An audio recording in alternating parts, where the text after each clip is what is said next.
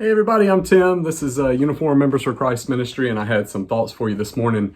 Isn't it amazing how God can speak to us through all kinds of things? And, just in nature itself, God speaks to us sometimes. And, I was out this morning. I went out to take care of my wife's chickens. I say my wife's chickens because if you know, you know. But anyway, I'm out there this morning, right? And they all come running to me. I mean, they're hungry, right? They are ready for some food, right? Because usually we give them mealworms and we give them some scoops of some non-GMO six-way feed. And I mean, they are so excited, right? And the dogs are excited and the chickens are excited. And so I go out here and the chickens are following me all around the yard as I do my morning routine, right? They are ready for me to go to that feed bucket and throw some feed out for them. But there's one chicken who has gotten out. Now, several of them get out, but most of them get back in. But this chicken is outside the fence. And although it has the ability to get back in, it's standing out there and it's pecking and it's getting its own little scraps, own little bugs or whatever. And as it sees that I am in here throwing out, copious, probably too much food, and I'm giving them treats and these kind of things, it is running around the fence, like squawking at me. And it made me think, on the inside of the fence, there's safety, right? Our dogs get along fantastically with our chickens and they're safe in there. I know that no other animals are going to be able to get in and harm the chickens because the dogs are on watch. And I started thinking a lot about that. If you stayed where I wanted you, there would be safety. I would come out daily, I would pet you, I would play with you, I would give you food, and I would protect you. And that really made me think of a scripture. I'm going to look down here at my Bible and I'm going to read it. It comes out of Hebrews chapter 10.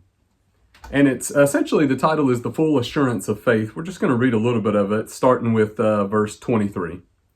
It says, "Let us hold fast the confession of our hope without wavering, for he who promised is faithful.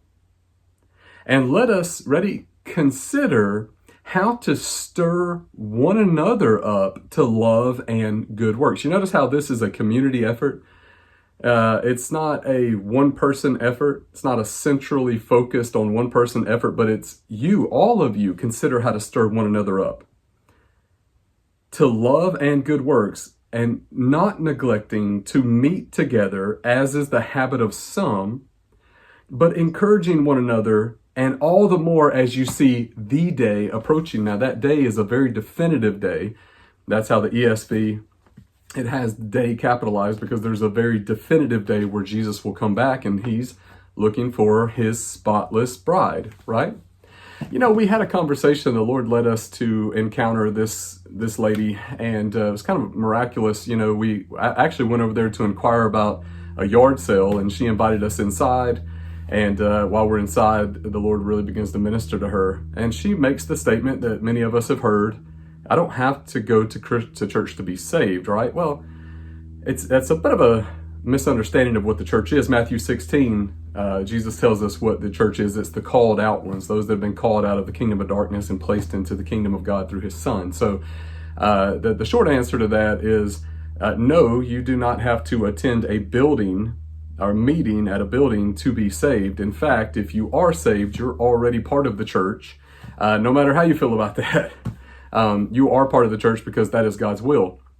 The question then is, do I need to go where other believers are meeting at and be part of that? Well, some people have been hurt, and so they usually allow that to kind of drive them out of a church setting where we gather together. But no matter what our reasons are, maybe they've lost confidence in leaders, maybe they've lost confidence in believers, maybe they're struggling with their faith. No matter what it is safer on the inside. I was thinking about that. That's exactly what Hebrews says. Let us consider how to stir one another up to, what does it say? Love and good works. Yep, love and good works. And do not neglect to meet together. When we're there together, we're fellowshipping with other people that have been called out of darkness. God's gifts are active in each of us, and we're able to encourage each other and exhort each other and build each other up. And the pastor hopefully has been seeking God and brings a word that will feed the flock. It's kind of what I did when I went out there, right? Like, I knew the plan. I had the vision, and I went out, and this one chicken, unfortunately, decided it wanted to be on the outside. And it missed out on a lot of the blessings that I was given to the flock. Now, obviously, we look at this like, God can bless you if you don't have the ability to go meet together. Nobody's saying that, but if you have the ability to meet together with your brothers and sisters, here's my exhortation and encouragement to you. You need to do everything in your power to get up and get back in fellowship with brothers and sisters, because we are told and commanded, in fact, by the author of Hebrews, to stir one another up, to encourage each other, especially, and it says, do not neglect to meet together, especially as you see the day approaching. Guys, there's a very definitive day when God is going to release the Son. It says the trumpet is going to sound, and the dead in Christ are going to rise, and then those of us who remain are going to be caught up into air to meet Jesus, and we're going to be changed in the moment, in a twinkling of an eye. And, it really is just safer inside with the flock, right? That's just the reality.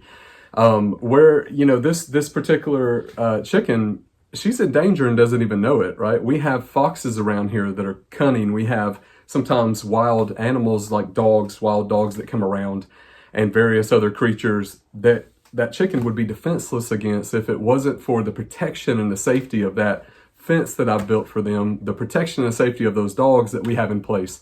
And being part of that flock is a lot safer than being outside of it. All right, guys, God bless you.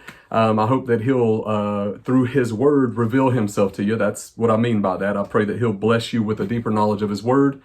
Don't forget, Christ told us that to abide in him is to obey him. And so it really would be beneficial for us to exercise obedience by shrugging off the temptation to stay at home and to get back together with the brothers and sisters in true community, where we can be stirred up to good works and love in these last days as the day is approaching. All right, guys, take care.